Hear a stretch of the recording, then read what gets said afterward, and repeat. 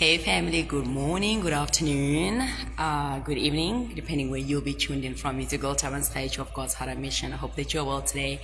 Just had a beautiful workout. I'm on my way to freshen up and be about the business of the day and the business of the Father, of course. Okay, so I'm alone in the gym, which is fabulous.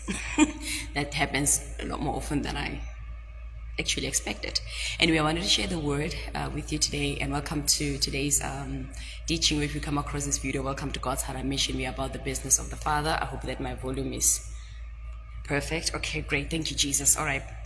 So the word that dropped in my spirit today as I was kind of like working out, but since this morning really, it's found in Proverbs 18:16, which says, "A gift opens the way and ushers the giver into the presence of the great," and that is the NIV version. And another translation says, "A man's gift makes room for him and brings him before great men." So that is the word for today, fam. And basically, God took me back to the story of Joseph. We all know about him, from the pit to the palace, from the prison to the palace, elevation that the Lord had upon his life. But basically, the Lord was saying that many of his children in this hour, please go and ask the Lord about more revelation on this word, are about to experience that moment where your gift is going to make room for you and bring you amid the great or among the great.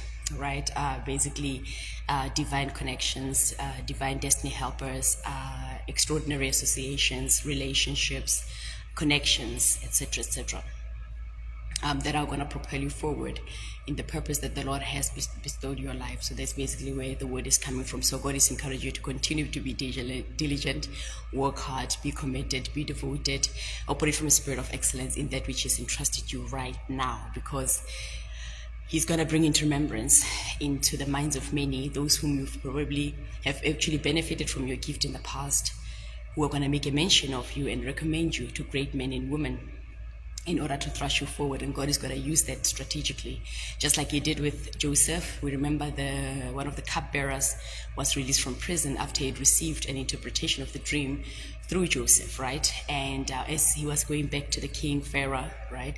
And Pharaoh, God created a need for his dream to be interpreted. And so God is about to create a need where only your gift and talents are going to be the ones to be able to meet that need and satisfy it in whatever space that is, whether it's career, within your community, wherever that is, God is about to create that need. So a need was created in Pharaoh's life in order for the gift of Joseph to be made, to be called forth, right? And also to open the door for him, to make room for him to enter into being the second in charge in the entire Egypt, okay, within the governance. We know that he was Pharaoh's right-hand man.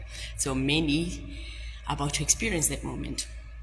And going back to the story, so the cupbearer then actually, when Pharaoh made a call to be like, I need somebody to interpret these dreams that I've gotten. I have no idea what these dreams mean. I need somebody to help me interpret what these dreams mean. And the cupbearer said, well, there's a gentleman I was, in prison with, and he will be able to interpret the dream for you because he had done the same for me.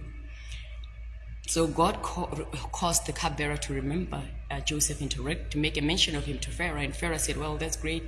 Bring him forth, call him forth, take him out of prison. He sent his servants to call him out of prison to come to the palace and be able to interpret his dream. And because of that, he sought favor. He had found favor, obviously, in the sight of God first, and then he was able to obtain favor in the sight of Pharaoh. So many are about to be recognized for the gifts and talents that the Lord has bestowed upon them, and God is creating a need in high spaces and places where your gift and your need is going to be needed, and only you, because God has got His favor upon you, you'll be the only person to satisfy that need and to answer the call, because God is strategic in how He operates and how He moves. So a need is about to be created for the sons and daughters of God in high places, which will propel you forward in terms of elevation.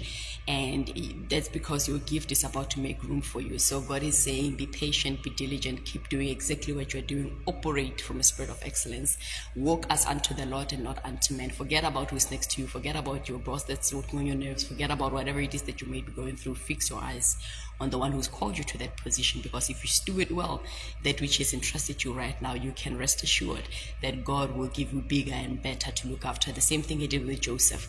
That's why he was able to also thrust him forward by creating that need, is because it was time for him to be promoted. Because remember, he had been serving before he was thrown into prison from false accusations of Potiphar's wife.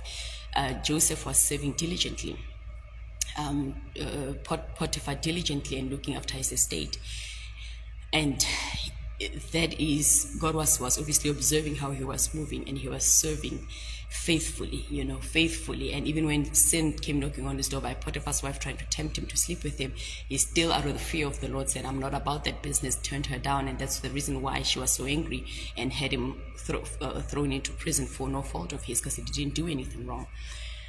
Nonetheless, God saw how he served him, wholeheartedly, as unto the Lord and not unto man. He was diligent, he was prudent, he operated from a spirit of excellence, and then that elevated him, to be on the second in charge, to be the second in charge in the entire land of Egypt. Okay.